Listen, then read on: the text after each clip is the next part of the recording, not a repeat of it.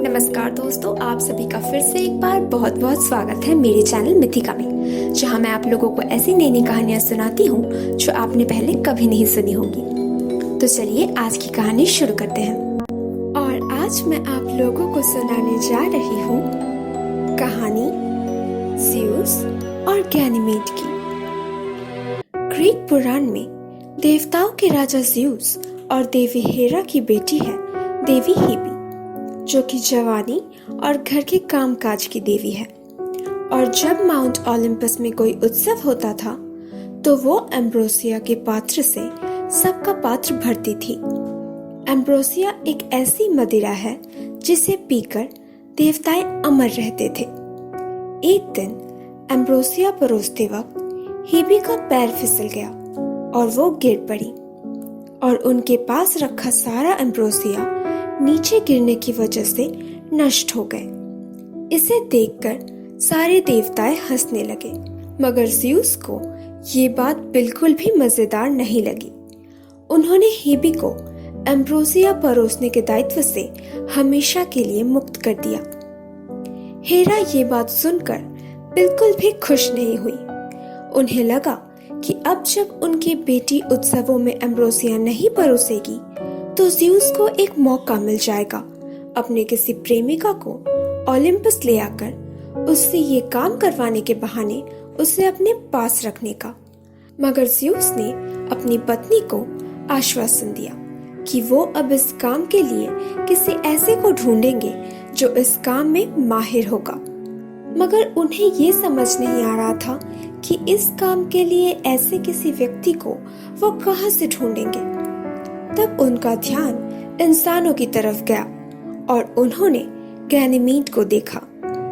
Ganymede Troy का राजकुमार था और वो कभी कभी राजमहल के पशुओं की देखभाल भी करता था।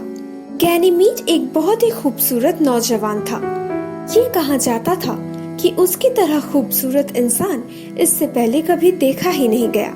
ज़्यूस ने तय कर लिया कि ऐसी खूबसूरती इंसानों के पास रहना बेकार है और ये सिर्फ ओलंपस में ही शोभा देगा।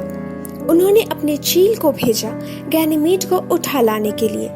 वो चील जाकर गैनीमेड को सीधे ओलंपस उठा लाया और गैनीमेड जीवन में पहली बार सारे देवी और देवताओं को एक साथ देखकर चौंक गया। हालांकि वो सब उस नौजवान के खूबसूरती से मोहित हो गए।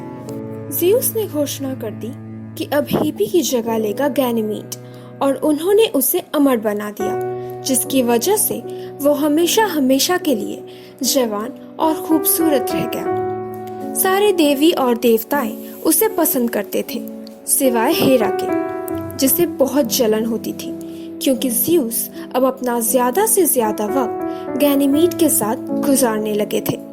मगर सिर्फ हेरा ही अकेली नहीं थी जो इस बात से नाखुश था। ट्रॉय के राजा और रानी अपने इकलौते बेटे को खोकर बहुत दुखी थे। उनके दुख को कम करने के लिए ज़्यूस ने कुंभ राशि का नक्षत्र मंडल बनाया, ताकि जब भी गैनीमेड के माता पिता आसमान की तरफ देखें, वो अपने बेटे की छवि को देख सके और ये सोचकर खुद को सांत्वना दे सके कि उनका बेटा देवताओं के साथ है। तो दोस्तों, कैसी लगी आप लोगों को आज की कहानी? अगर अच्छी लगी हो तो प्लीज इसे लाइक कर दीजिए। नीचे कमेंट सेक्शन में लिखकर जरूर बताइएगा कि आप लोगों को कैसा लगा। और प्लीज प्लीज प्लीज मेरे चैनल को सब्सक्राइब कर दीजिए। और हाँ, अपने दोस्तों के साथ शेयर करना बिल्कुल मत भूलना। मैं आप लोगों से मिलूंगी अगले हफ्ते एक और नई कहानी के साथ।